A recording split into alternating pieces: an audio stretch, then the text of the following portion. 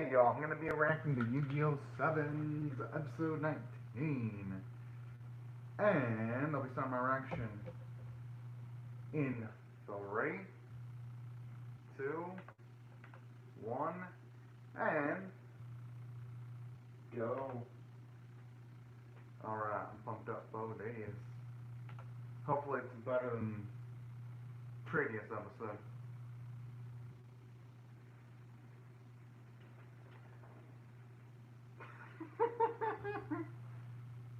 Gotta man, I like your ambition. Aww.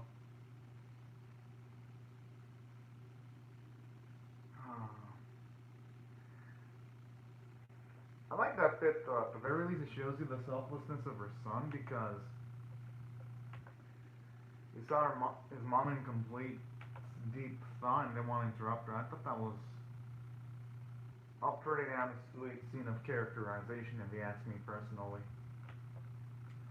As for Mimi, I actually like seeing her be at least a bit conflicted in this instance because of all the characters in Yu-Gi-Oh! 7s, you don't really see much personal conflict, personal turmoil with any of them, honestly. So can't wait to see where that's gonna lead.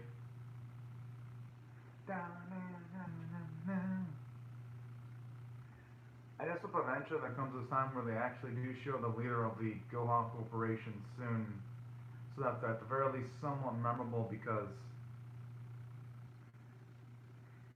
at the rate they're going, I just felt like they haven't done enough in emphasizing the Gohan Corporation. At least they haven't done enough in establishing their leadership. Because that's something that at least the original Yu-Gi-Oh! Had, where they built up Pegasus for multiple episodes in the first arc, then Merrick. So at least in this series, it's gonna be like,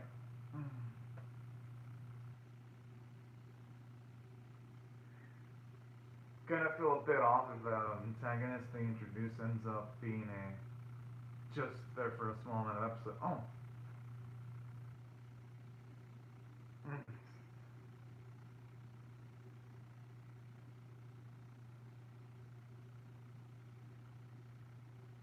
Aww.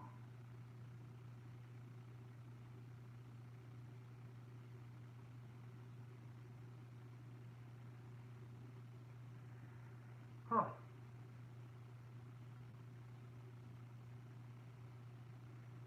That's actually pretty.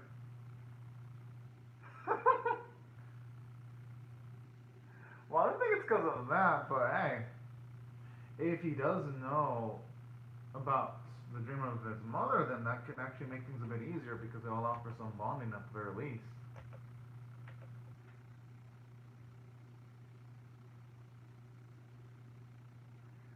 Honestly, in the world of any Yu-Gi-Oh! Setting, the dream would be as easy. I mean, it is Yu-Gi-Oh! Everything can be resolved through dueling.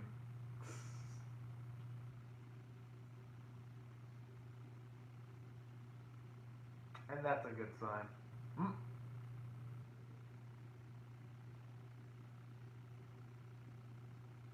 I do like how Yu-Gi-Oh's holding out the longest.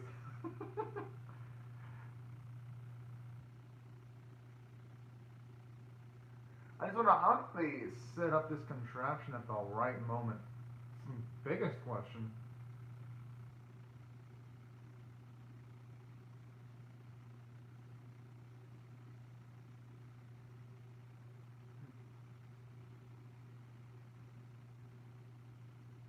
Although she tried it last time and she got blown out when she tried it.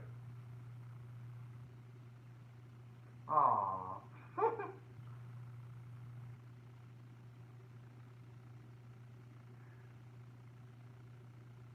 I actually like that little sense of conflict there.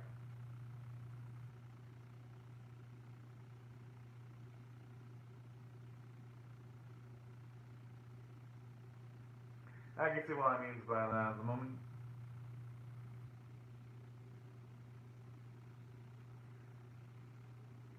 yeah, making it, yeah, making herself pretty damn obvious.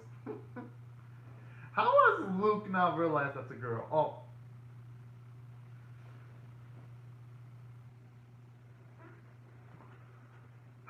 a lot of Broly wants to actively participate now. Yeah, that's how you solve everything in anime. Rock, paper, scissors. Oh.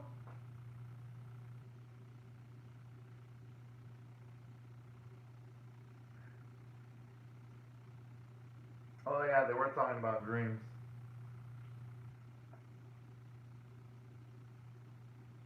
But still, the issue with that is, if they lose 6 times, the records could be erased, and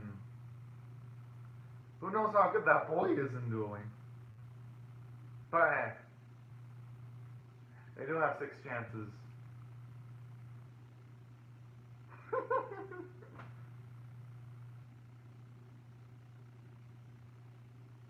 The fuck? How does that even fit? You know what? Fuck it. I ain't gonna think it through too much. Edge. I like it.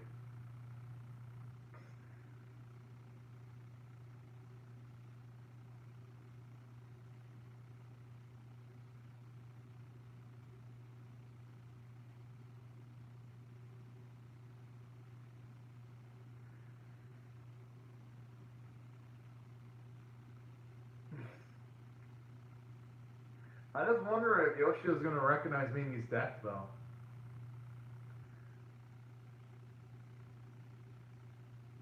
I like the angle in here too where you have Mimi dueling from the top, showing off how much she perceives herself in a higher position than anyone else. As if she's like trying to, oh, okay, now those are definitely some fairy tale like creatures there. I always like how all of her cards have to do with some kind of reference to like some old movies. Oh, here's me reference to the disco ball. Reminds me of those John Travolta movies where she. Is it just where the animators become overly active every single time Mimi duels?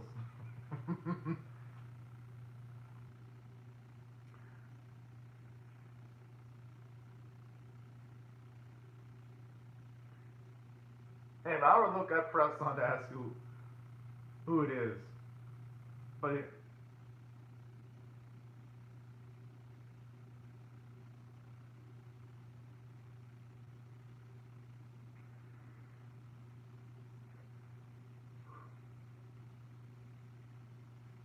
hmm, here it comes, the Mad Max like cars. I mean cards.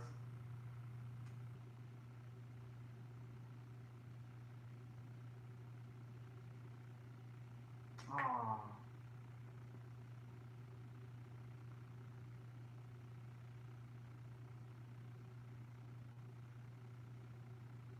Yeah, it's better than nothing.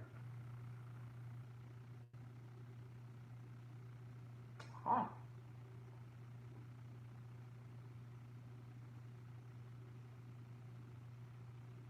Such edge. The end of the world destruction. The hell? Oh.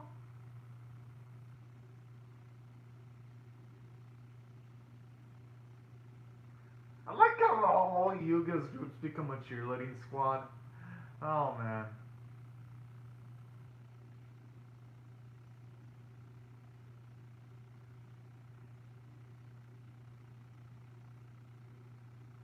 I like how she just oh.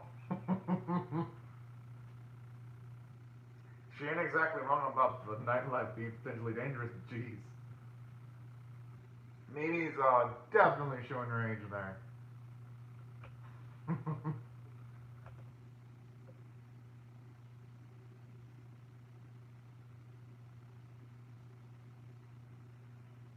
And I actually like the compare and contrast too because they're both wearing masks right now to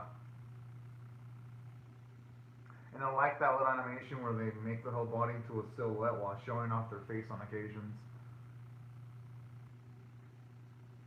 1,000 life? Holy shit, that's a big cost just to summon a monster from your graveyard. But hey, I mean, I guess it makes sense because I know in the main game they have banned Monster Reborn, so it makes sense that there'd be a tribute, there'd be a cost to that.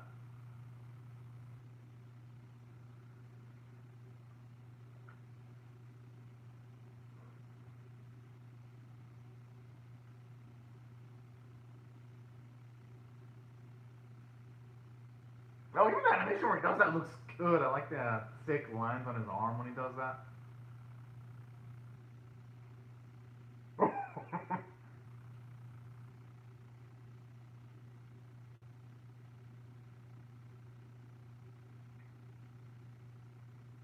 I like how it looks there. You can see he wants to take all the credit for this. Oh, it's adorable.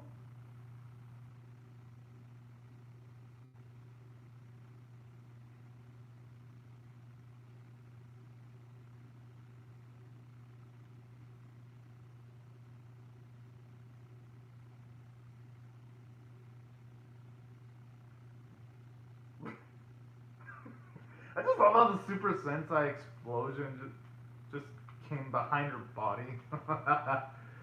Now, wonder if set up those explosions up right before this, though. I mean, I wouldn't be surprised if she did.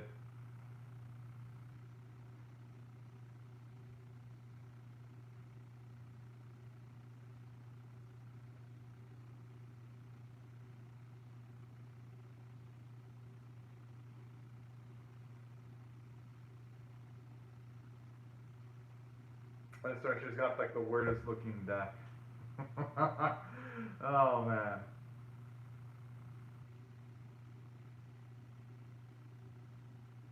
But honestly, at this point though, with the cards that she's using, you guys gotta recognize it's Mimi. I'm surprised Roman hasn't noticed yet.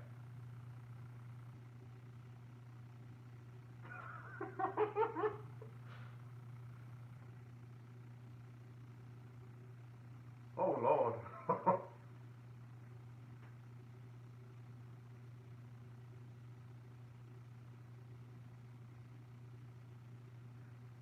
Okay, now it sounds like one of those Kruger H anime characters. That creature that's about to go after a youngin. What the fuck? Especially with that echo.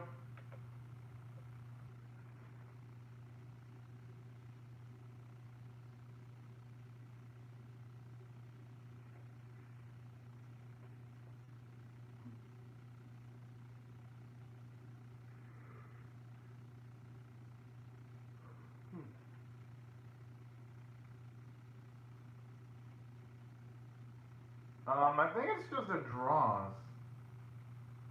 I don't think it has to do with being a child or an adult. Maybe just happens to have a lot more better draws right now on her deck.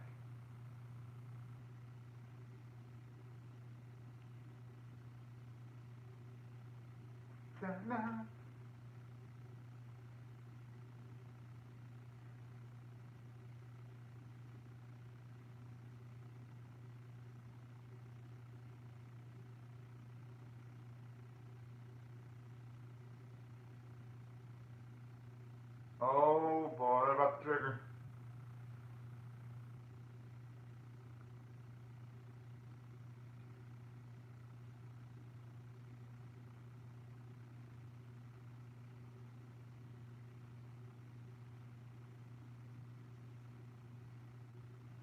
Jeez.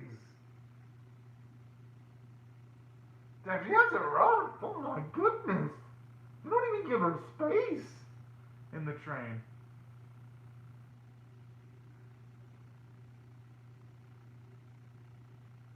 Maybe she should find a new job. I mean, corporate warrior. They're treating her like a corporate slave, though. Holy. I mean, I didn't expect me more, but jeez. Okay, now he's about to go epic mode because whenever you have 100 life points, at least in this series, that's when you become epic tier. Kind of like a Shadowverse, whenever you've only got like one or two defense, one has like one or two defense, look, becomes epic tier with getting epic draws.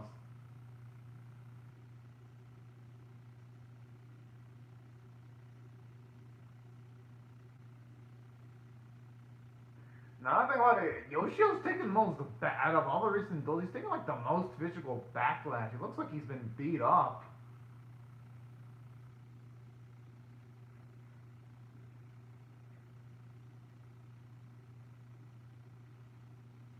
Aww.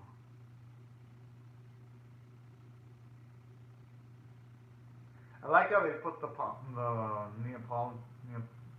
Neapolitan spaghetti here. I really dig that because it gives it a little emotional touch, not just mentioning the stuff that she does when it comes to work, but also the food she makes for her son in the spare time she makes just to make sure that her son's happy. So I like how they turned a gag from a few episodes ago into something a little bit touching. I'll give Yu-Gi-Oh! 7's credit where credit's due.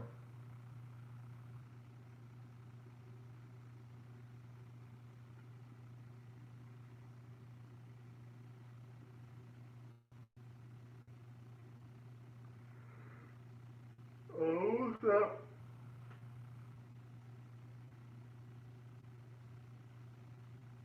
Aww.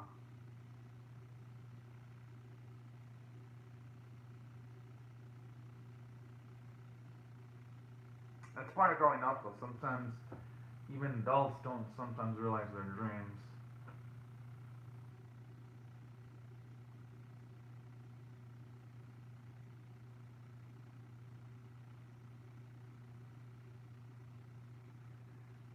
And I like the symbolism too, with like the shining light in the road, showing you that Yoshi has a nice, bright future ahead of him. And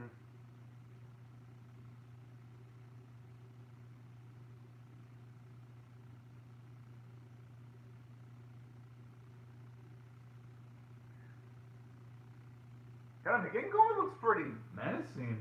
The creature.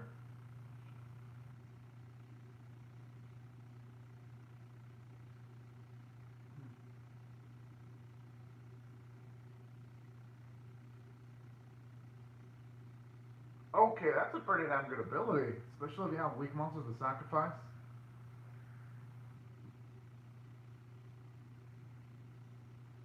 Oh, okay, yo, that's a freaking good combo. Yo, Mima's gonna have to take this out again. Damn, she always gets her ass whooped. She's become like the Yu-Gi-Oh! 7's Jobber character.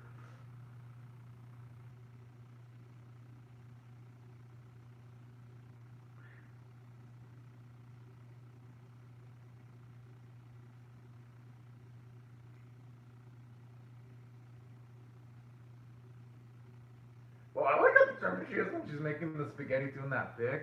Yo. Okay, now when he's doing like this, like that kind of reminds me when Jotaro's doing ora ora ora ora.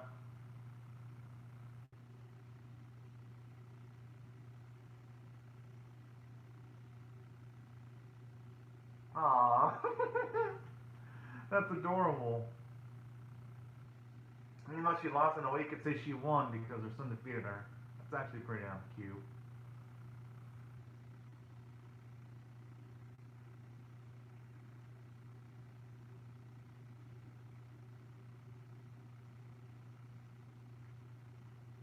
Aww. Oh, that's too adorable. I like that not even questioning why Luke was pushed down. Oh, ho, ho, ho. Yeah, you already knew though. It was memeing. Yeah. I mean, he did face her.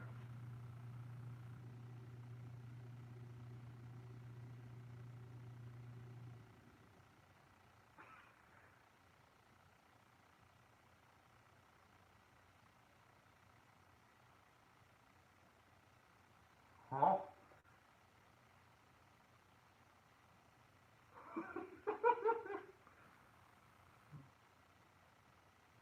I love how he's mentioning special effects makeup.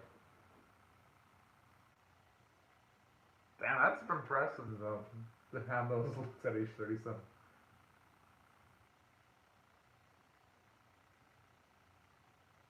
Huh?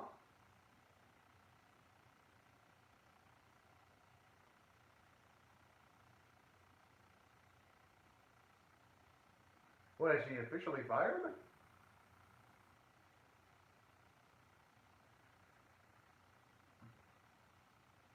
Okay, now that's on some BS.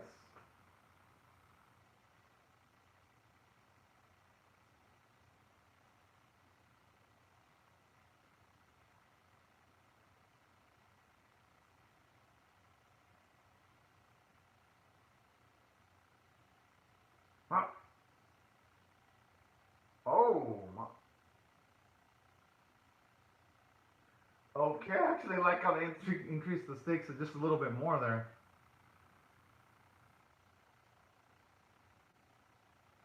No wonder why Neil was so for it.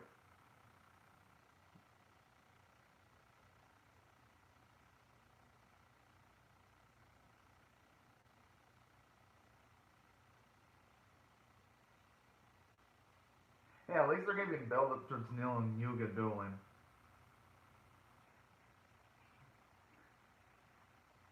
Especially when you see him do something underhanded like that. I don't think they would. They're not snitches.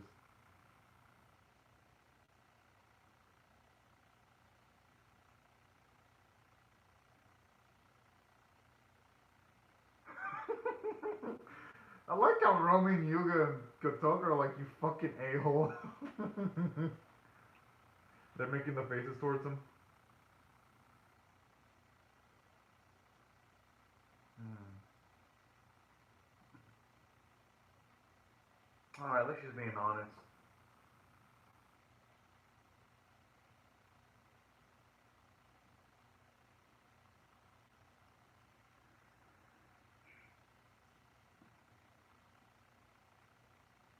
Anyways, maybe we could someday change the Gohan Corporation from the inside for the better. Oh. 1, 2, 3, 4, 5, 6. Alright.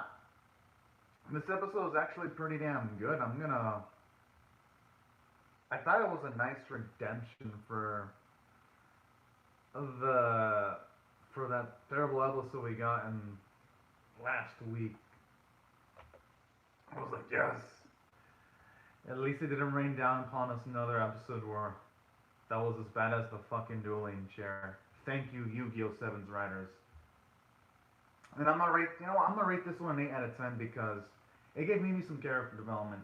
She acknowledged straight up that she considers Yuga, Luke, Gotoku, and also roaming friends, at least on the inside. But it's made plot progression because they now know that she's part of the Gohan Corporation's Elite Six. So this episode didn't dick around either. Did a great job in getting revelations to the other characters. And it increased the stakes now that you've got one loss, and they can only lose 5 more times, and that's it. Well, technically 4 more times, and that's it before the 5th one, before it starts getting really, really dicey.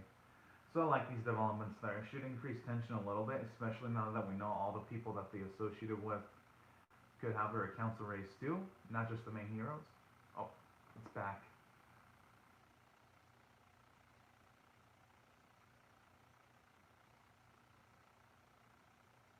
Hmm.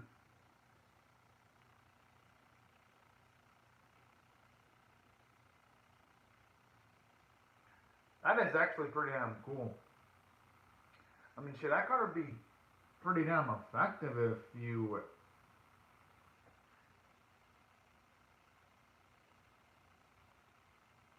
I don't know how to feel about Sobu guy taking on a random ass Gohan Corporation member. Don't get me wrong, the character design of the Gohan Corporation member is adorable and all that, but it's like really one of the most random characters coming off one of the worst Yu-Gi-Oh! Sevens episodes gonna have a duel. I don't know if I can exactly be like, oh yeah, this is exciting, this is what I've been waiting for, Ramen guy to be dueling. Yay! No, I'm not gonna fake excitement for that. On to the next episode. If I'm being honest, looks fucking awful. But hey, this one was good. And this one was 8 out of 10 worthy because you had character development for Mimi, and you had character development for Yoshio because Yoshio becomes more confident, especially when he beat his mother in a duel. And he's also getting closer to realizing what his dream is. I thought that was pretty nice, at the very least. And on top of that, I like how overall she still acknowledges herself mostly as like a Goha Corporation member, showing you Mimi's loyalty. So those are things I really like about this episode. And that's what I thought I did well from the script standpoint. Animation art, it was actually pretty damn amazing too in some instances. Like when Yoshio was pointing and he had the thick outlines, that was good. Or when Mimi was dancing while doing, that was beautiful and well choreographed. Or even like the monster where it was using like the beauty care effects were pretty damn good. So by far, this is one of the best Yu-Gi-Oh! 7 episodes by a visual standpoint. If every episode looked like this, and I think even the most biggest detractors of the series, character designs, would probably love this series. I'm not lying.